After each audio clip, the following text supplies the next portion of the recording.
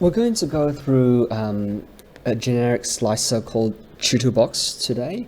Not all 3D printers use Chitubox, but it's generally quite a nice, clean interface for me to show you some general functions that will apply to most 3D printing slicers out there in the market.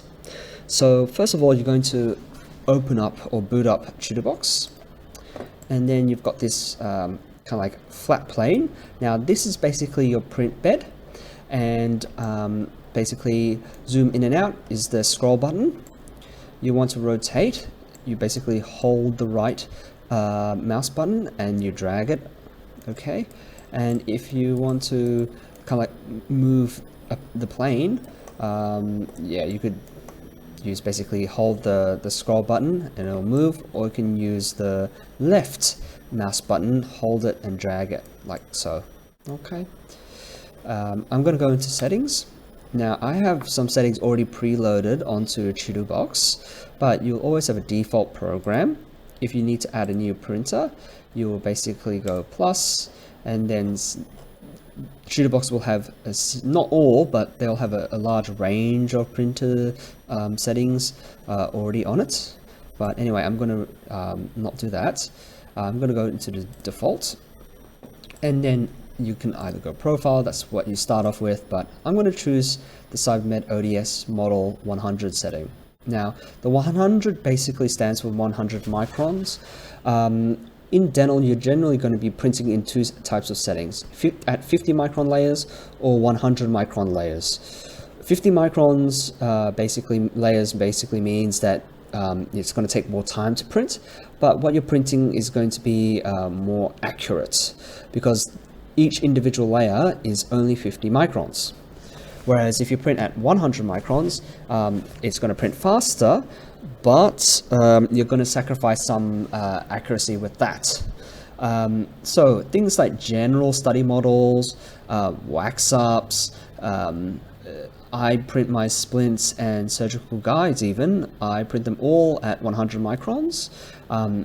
If you want something a bit more accurate, like those crown and bridge dies, implant models, temporary or even long-term restorations, you're going to want to print those on 50 microns where possible.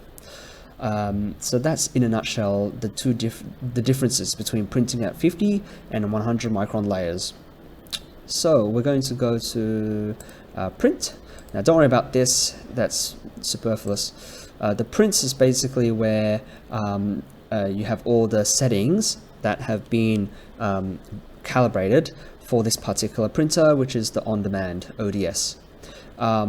So basically your layer height is basic, as I said, we're choosing the 100 option. So I'm printing at 100 microns or 0.1 millimeters. Your bottom layer count basically are the number of bottom layers or base layers that are over cured onto the print bed, and that is so that your print adheres to the print bed and doesn't fall off. So you're going to want at least 5. I usually make that even 10 or even 20 depending on what I'm printing. The base layer or bottom layer count, and this setting kind of relates to this bottom exposure time, because as I said, you're trying to overexpose these bottom layers so that you get that good adhesion. And so the bottom exposure time is basically the time each of those bottom layers is exposed to the light. Now the exposure time is basically your normal layers. So after your bottom layers are printed, it will print your normal layers. That's the time or the duration that those layers are exposed to the light. The rest of the settings you really don't need to change, so I wouldn't worry too much about them, and I'm not going to go through them in this video. Okay, so here we go. First of all, we need some models to print.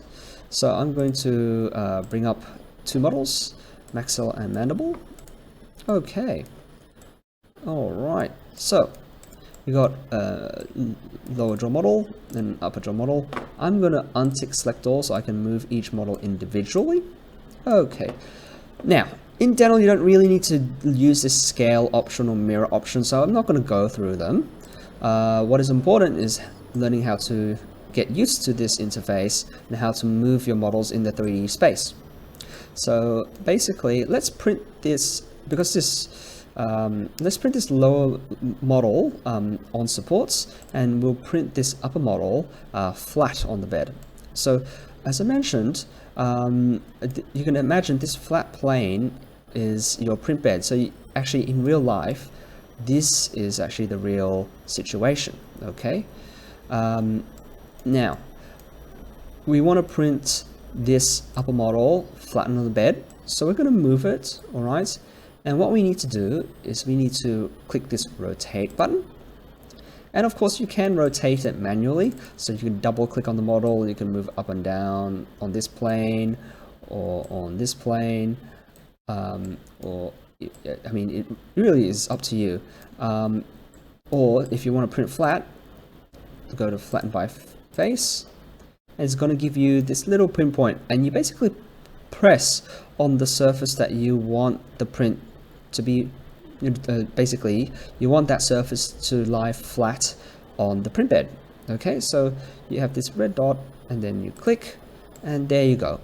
Now this green highlighted section basically means that those are the sections of that object that are actually adhering or directly touching the print bed. So this is a good thing because I've added vent holes, so obviously those sections aren't going to print, but those other base sections of this model are actually touching the print bed. So this model is actually more or less good to go on basically to print flat on the bed. Okay, so that's very simple, but you can only do that if you have a flat base on your model.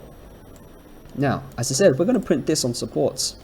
So I don't want this, right? Sometimes you don't want to print on flat on the bed because it occupies a lot of surface area on your print bed.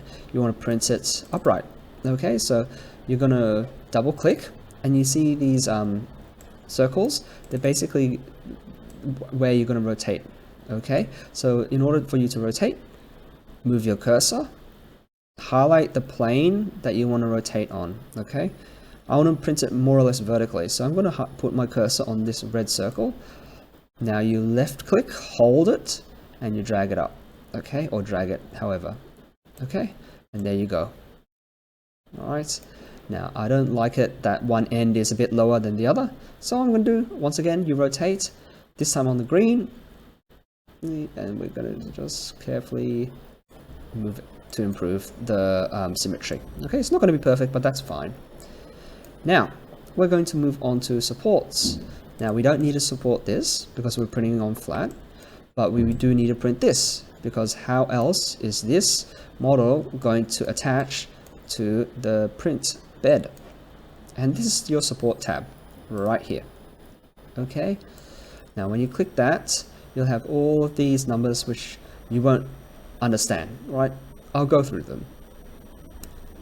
Light means thinner supports. So for thinner items, you probably want to print on thin supports. Number one, waste less resin. Number two, it's easier for you to remove the print. Okay.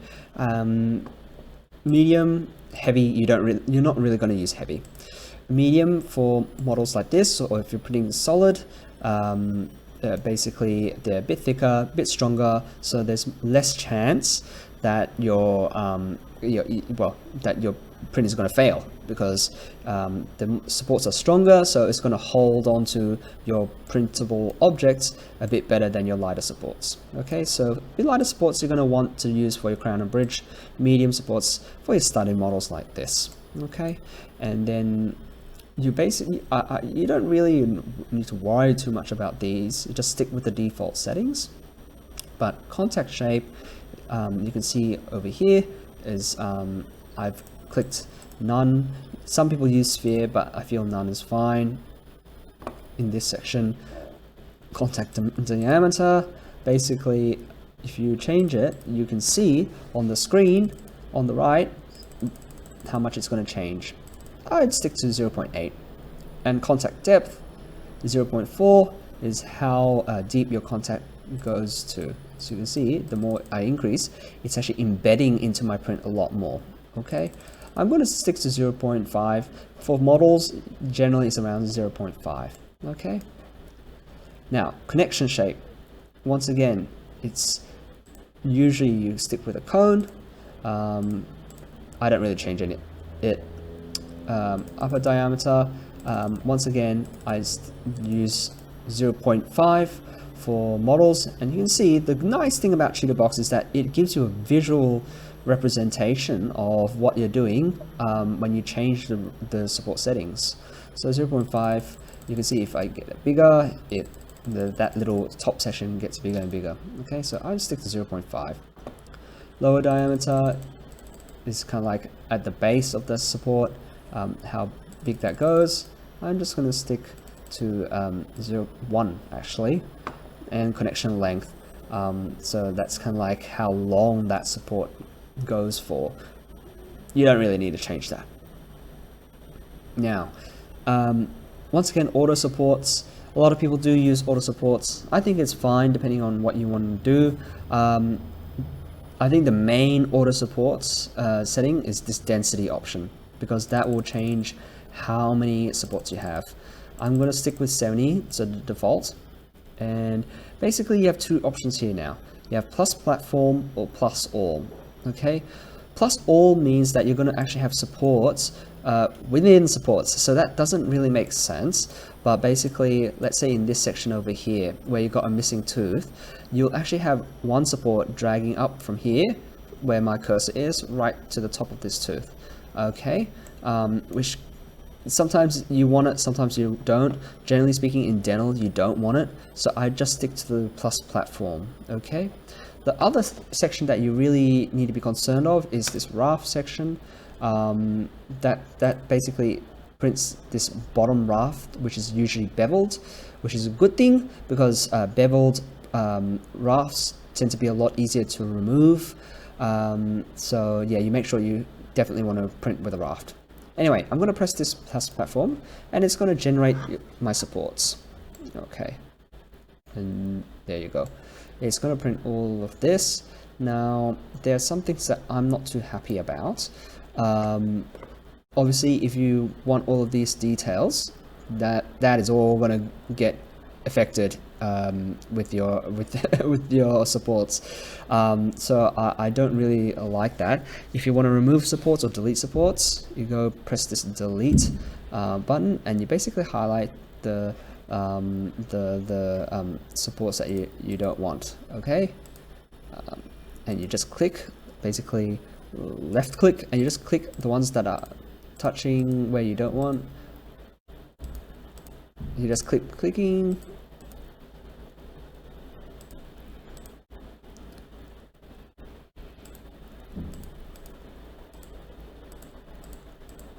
And then you can press the delete button on your keyboard, and then there will go. Okay, we can keep that there, don't want that there. All right, you can keep these if you want, up to you. Yeah, otherwise that's not looking too bad, to be honest. I probably want to add some more supports though, to be frank, and to do that manually, you go to this add support button. Okay, and you basically just click. Really easy. Now this is more of an experience thing, so I think if I had printed it just like that, it probably wouldn't have successfully printed. Yeah.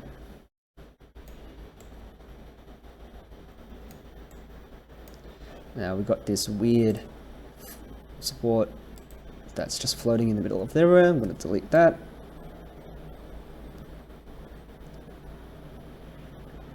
Okay. That's not looking too bad, to be honest. Yeah, that's really not looking too bad.